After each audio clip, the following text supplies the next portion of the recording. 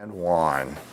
Hope you're having a great Thursday. I'm Chris Bianchi with a look at your 9 News headlines on this Thursday, September the 2nd. We'll start things out on the weather front, where today will be a bit cooler than what we've seen over the last few days, but enjoy the break from the heat because it will be back next week. But for today, temperatures generally in the low to mid 80s in and around the Denver metro area. Of course, some cooler spots you head up into the mountains, but we do have the chance for some isolated showers and storms, especially south of I-70 and also into the mountains as well, but probably not as widespread as what we saw last night. Now, as we get into tomorrow, we'll see some fairly widespread showers and storms once again for us along the I-25 corridor, maybe a tick warmer with highs more into the mid-80s in the Denver area. And then looking ahead to the weekend, it does look like we'll be getting those temperatures back into the mid to upper 80s right now. Sunday looking a lot better than Saturday, with a dry Sunday expected with some still storms around for your Saturday. Again, temperatures warm on up as we get into the weekend. We're expecting highs to get back into the 90s early next week. Now, we felt the impacts of climate change in Colorado this summer in the form of extreme and record-breaking heat. Weather data for the summer months, by the way, includes all of June, all of July, and all of August. Meteorologist Corey Reppenhagen has the final numbers from what was a very hot and very dry summer across the Front Range.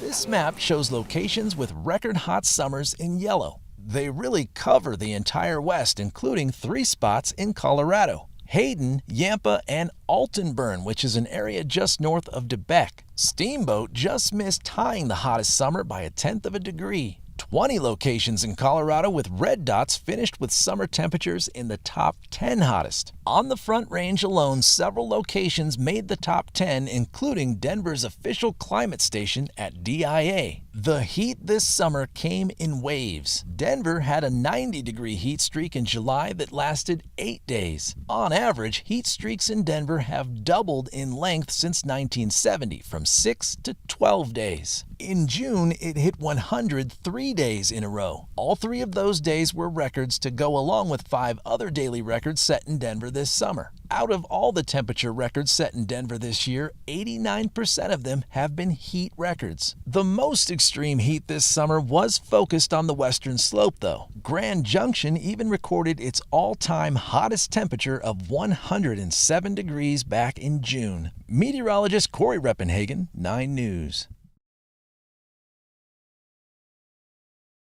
New York, New Jersey, and Pennsylvania last night after historic rains lashed the New York City and Philadelphia, amongst other areas, overnight. The rain came from the remnants of what was Hurricane Ida, and search and rescue efforts continue, according to New York's governor.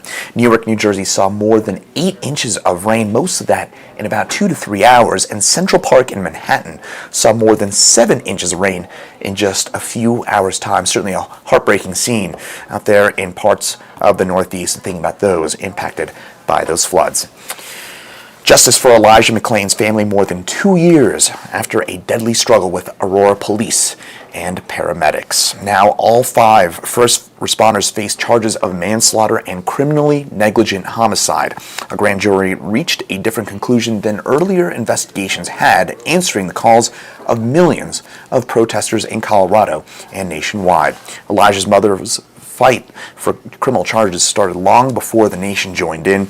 Some say justice is delayed, is justice denied. But despite the agony of the last 2 years for Shanine McClain, yesterday's decision has renewed her hope that a prison sentence is still a possible outcome.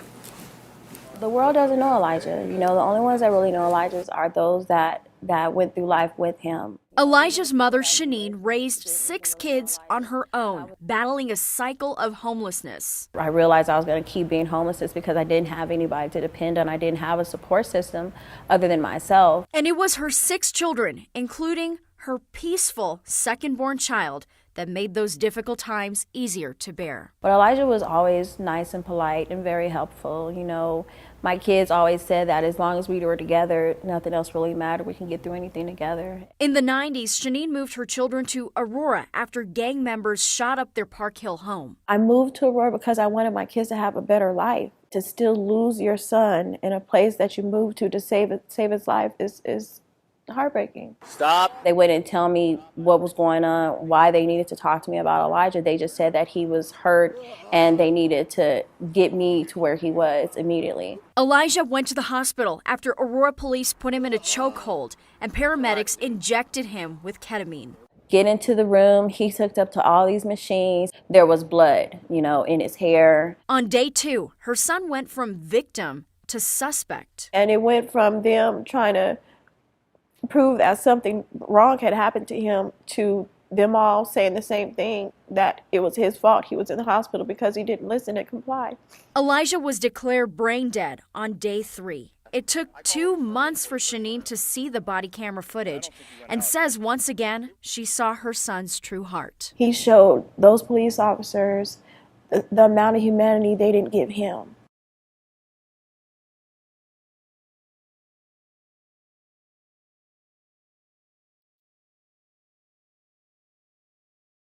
Asking for the public's help in finding a 76-year-old woman who left her home yesterday afternoon and did not return. The woman, Kapsoon Lee, lives on Golden Eagle Circle and left her house around 1 p.m. yesterday and didn't return. She's 4'11", 125 pounds, and was last seen wearing a charcoal thin black shirt, light sky blue windbreaker jeans, and light blue tennis shoes. If you have any information on her, call the Golden Police Department at 303-980-7300. Meanwhile, Moderna is initiating its process of getting a booster shot approved by the FDA. The data that Moderna is submitting will show that a booster provides, quote, robust antibody responses against the Delta variant, end quote, according to the company Moderna. Pfizer began its process of getting a booster shot approved by the FDA last month. Now, the pandemic and the Delta variant continue to cause problems for everyone, including the youngest amongst us, according to the CDC. Kids now represent about 15% of all new COVID-19 infections nationwide. And this week's It Takes a Village, 9 News anchor Alexandra Lewis shows us how the Delta variant affects children. That I think a lot of people don't realize that this is going to be our life for the next 5 years. I said it. If this is our reality for the foreseeable future, we need to know exactly what we're dealing with, especially when it comes to our kids. Thanks to the Delta variant, new cases in kids have increased by 85%, according to the American Academy of Pediatrics. We're starting to see, especially with the Delta variant, more and more kids who are otherwise healthy, who maybe don't have any other kind of medical conditions, are starting to end up in the hospital as well with those breathing difficulties. So what does the Delta variant look like in our children? ER Dr. Camilla Sasson says symptoms are similar to what we see in adults.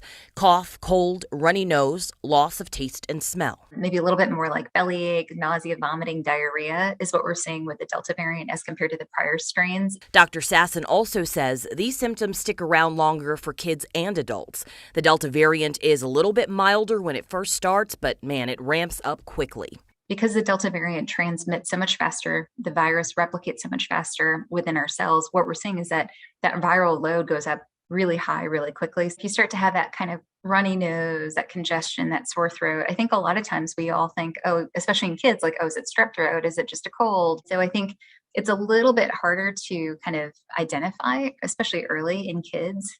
Now is the time for parents to be more proactive when our kids aren't feeling well, even if you think it's something small. I've had quite a few COVID tests that have popped up positive on these kids that, my parents were thinking, oh gosh, they just have strep throat or they just have a cold, but I'll just come in and be safe and get them tested. Testing is key. Dr. Sasson says we aren't testing kids nearly enough. Being sure about your kid's status protects their classmates too. We've got very few provisions happening at the school level in terms of even some of the safeguards that we had in place last year. And I think what's hard is knowing that so many of our pediatric hospitals are full right now. As we navigate this together, we should remember our kids are resilient, but they're not bulletproof.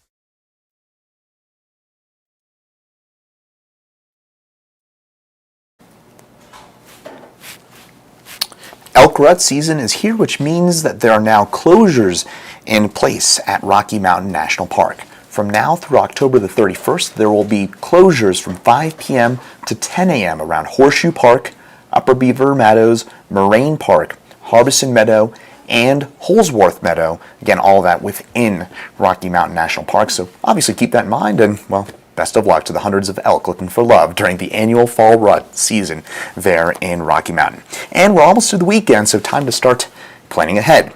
This holiday season will be highlighted by the Taste of Colorado, which is back after a COVID-related hiatus a year ago. You can get more ideas about what to do with your Labor Day holiday weekend over at 9news.com from our weekly 9 Things to Do story. That'll do it for your Thursday headlines here on 9 News Watch. Thanks for joining us. I'm Chris Bianchi. We'll see you right back here next week.